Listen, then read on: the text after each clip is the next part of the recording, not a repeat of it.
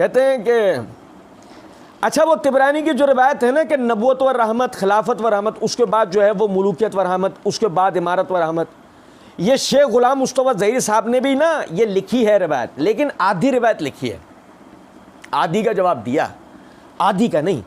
वो कहते हैं मुलूकियत व रहमत जो है ना ये हज़रत माविया का दौर है। अच्छा आगे लिखा है इमारत व रहमत, उन्होंने हया आई है ओ जी गुलाम मुस्तफ़ा ज़हीर साहब के पास मैं घंटों बैठा करता था। ये तो बहुत सख्त खिलाफ है, ये तो अब अपने इस जाहिली तासुब में अपने फ़िरका वारियत में आगे निकल गया, वरना ये यजीद के बहुत सख्त खिलाफ है।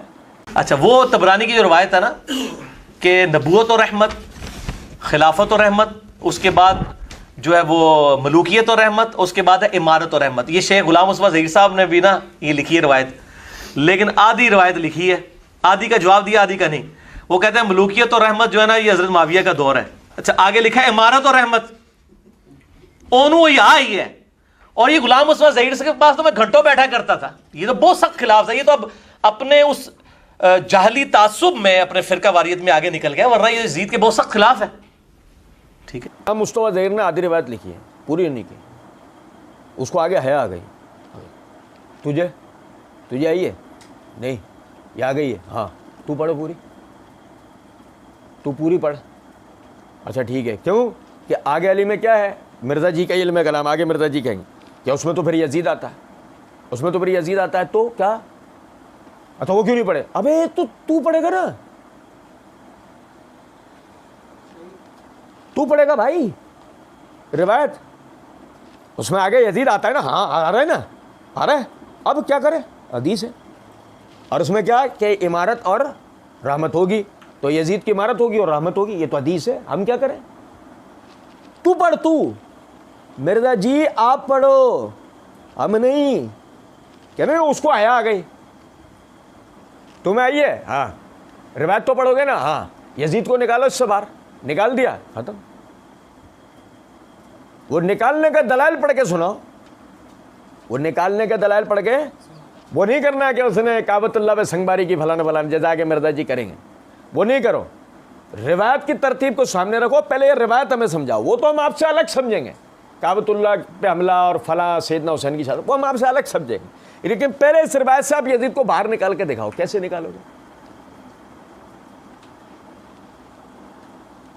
हाँ अगर गुलाम मुस्तफ़ा ज़हीर इसके पास जब तू जाके बैठा करता था, हमारे साथ मिलके जाके बैठता ना, तब हम बात करते हैं तुझसे। सुनिएगा ज़रा बात को।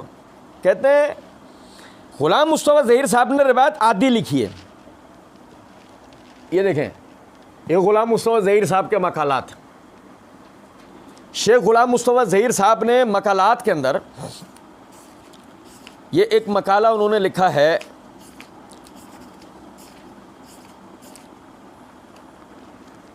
सैयदना मुआविया बिन अबी सुफियान रज़ियल्लाहु ताला अन्हुमा, इस मकाले के सफ़ा नंबर 355 पे उन्होंने पूरी रिवायत लिखी है। वो रिवायत लिखने के बाद उन्होंने, चूंकि सुनना जरा बात को, मकाले का अनुमान क्या है? यजीद, अबू बकर, उमर, उस्मान, नबूवत व रहमत, नबूवत, रिसालत। भाई अगर सिर्फ गुलाम मुस्तफ़ा ज़हीर अमनपुरी हफ़िज़हुल्लाह ने इसके अंदर मुआविया रज़ियल्लाहु तआला अन्हु का जिक्र किया, यजीद का नहीं किया, तो उन्होंने नबी सल्लल्लाहु अलैहि वसल्लम, अबू बकर, उमर, उस्मान, अली का भी तो जिक्र नहीं किया, क्योंकि खिलाफत व रहमत में तो पहले ये हजरात आएंगे ना। अगर जिक्र ना करने का मतलब यह है कि वो रिवायत आदि पढ़ रहा है, वो तो ऐसा नहीं है। वो मुआविया रज़ियल्लाहु तआला अन्हु की फजीलत बताना चाहते थे, उन्होंने इस रिवायत से उसको साबित किया।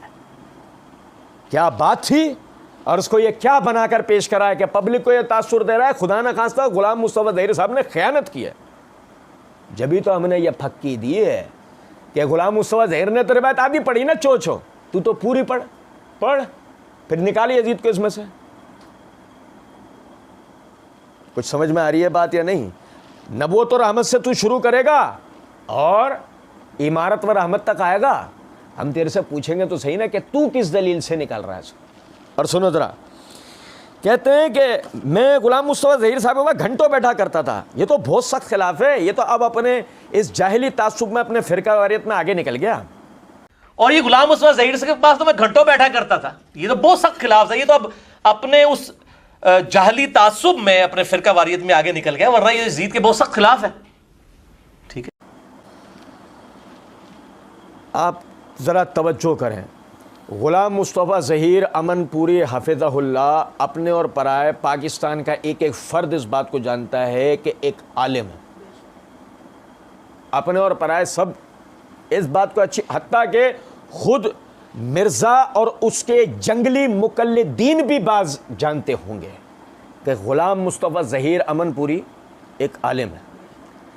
मेरी बात तो समझें, जब मैं मिर्ज़ा के नाम से मिर्ज़ा की औकात बताते हुए बेगैरत या इस किस्म के सख्त कलिमात इस्तेमाल करता हूँ तो मुझे नीचे आके ना लॉलीपॉप देने वाले चोचो जब मुझे ये कह रहे होते हैं कि आप जो है ना वो मिर्ज़ा जी के नाम से बदतमीज़ी कर रहे हो, जाहिलियत कर रहे हो, बकवास कर रहे हो, अदब से बात करो, इखलाक से बात करो, दलाइल से बात करो।